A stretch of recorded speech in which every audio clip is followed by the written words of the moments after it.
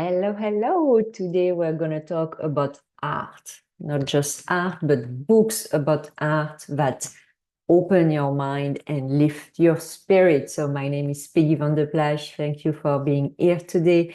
I want to talk about art because I think there's a lot of preconceived notions about that, especially this idea that, oh my God, I need to be fancy, or I need to be wealthy, or I need to be well connected to know about art, and it's absolutely not the case. And yes, there is something that's very magical about surrounding yourself in the world of art, whether it's visiting a gallery, whether it's going to a museum, standing in front of a canvas, whatever.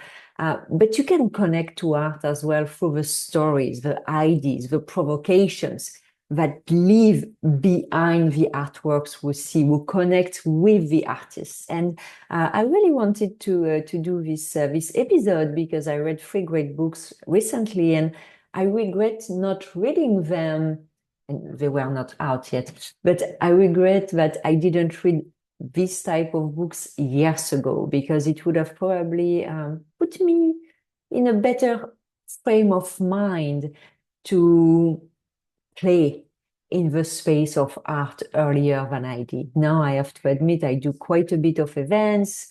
My husband and I invest in some art pieces as well, but I would have done that way earlier. There is, I think, a bit of an aura around the art world, which should probably be decent faces, so we can focus on the pieces and a bit less on the context. So I really like these three books because they didn't just teach me more about art. It's not a book on art history, but they really shifted the way I think about creativity, society, even human nature itself. And each ones are quite different. They offer a different lens, and also the authors are very different, which I think is very interesting.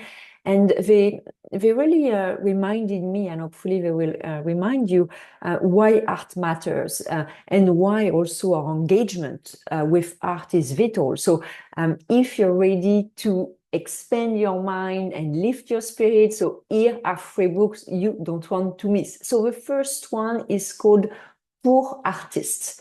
And it has been written by two ladies based in the UK. One is named Gabrielle de la Puente, and the other one is Zarina Mohamed.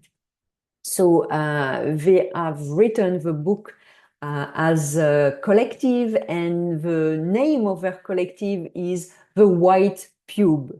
Yes, it is a play on the White Cube, which is not only a gallery in the UK, but that concept that in contemporary art galleries, everything is white. So a white cube.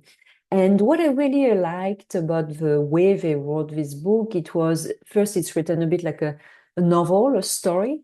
And it's really about giving the context around the fact that art is not created in a vacuum. And it is certainly not insulated from economics, privilege, and systemic barriers. And it's a book that I thought is very interesting, because we tend to forget about that when we look at art, is that what does it really mean in terms of economic behind that? I'm a finance person. I'm always interested by what are the ways certain businesses make money or don't make money.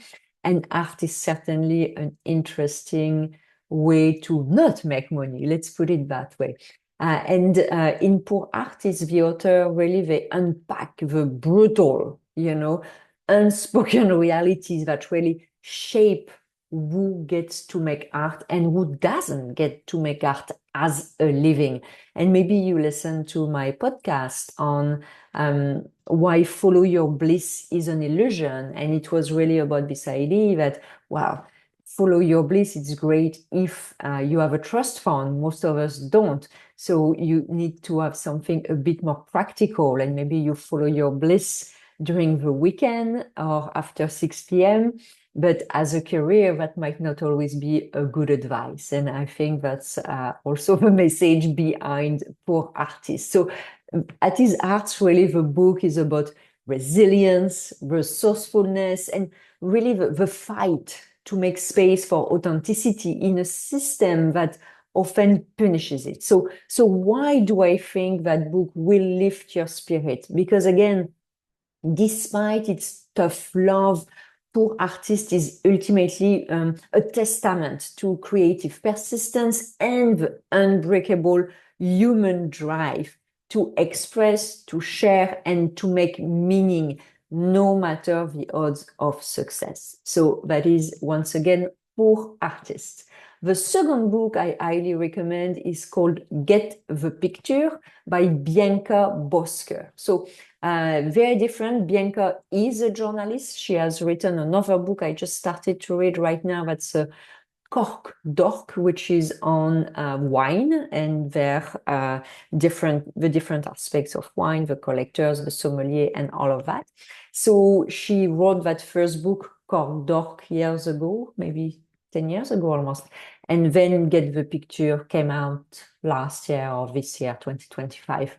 And what I really like is I thought her genuine approach to art, and you will understand. So if you've ever stood in front of an abstract painting and thought, am I missing something? Well, this book is for you, because I think at some point we've all been there, especially at the beginning of our art critic career. And in the book, Get the Picture, Bianca, the journalist, she dives really deep into the world of contemporary art. And she worked at a couple of galleries, so she sold art at auction, at fair. She worked in a studio helping an artist. So she did a bit of a 360. She also even herself started painting, actually. And it was very interesting because she had a lot of, it's not interviews per se, but she obviously had a lot of conversation with people who play in that industry. And through this conversation and her behind the scene access, really, that you wouldn't have, because I think she did that for close to 2 years before the pandemic. You really get, and she writes very well. I really like the way she writes. It really is a page turner. I would say she's probably of the 3 books, the one who I thought wrote the best. And maybe because she's a journalist, I don't know, but she has a very pleasant style, quite elevated, I would say. It's I really like it. And she has a very warm and inquisitive voice. So a good book, content and format. So she really takes her from, with her own journey from outsider to semi-insider, and asking, these questions we all ask ourselves, but we never ask because you're always afraid to look like a moron, let's put it that way. So again, it is not a guidebook for understanding art. It's more a manifesto about experiencing it, with curiosity, with delight, with skepticism, with awe, with everything you want. It is not about knowing what is good, what is bad, and how to assess art.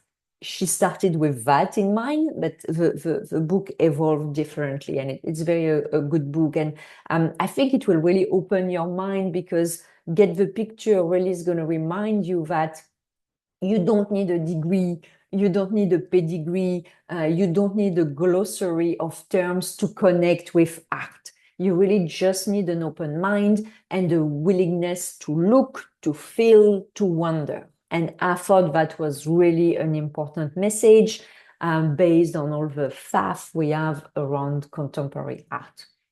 And the last book, that's a bit more of a surprise. It is called The Art Thief, and it is written by Michael Finkel. And this book really, it reads more, I would say, like a thriller, sorry.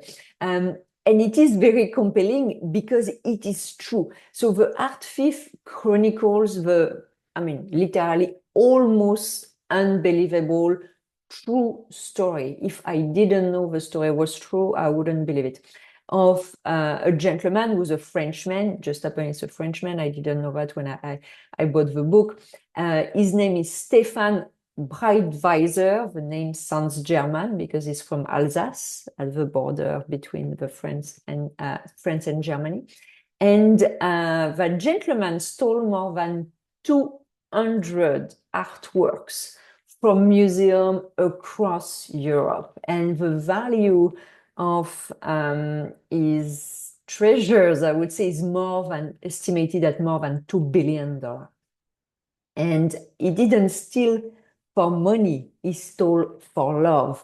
That is why he was probably so slow to be arrested, because he never tried to sell the art. Usually that's how art thieves are caught, when they're trying to offload the art. But because he was keeping it in his home to look at it, well, no one knew what was happening there. And it is, I would say it's a mental health book as well, because it was really a compulsive need to possess beauty. And, it really raises these profound questions about, obsession, value, morality, and, like sometimes the irrational ways some people connect with art.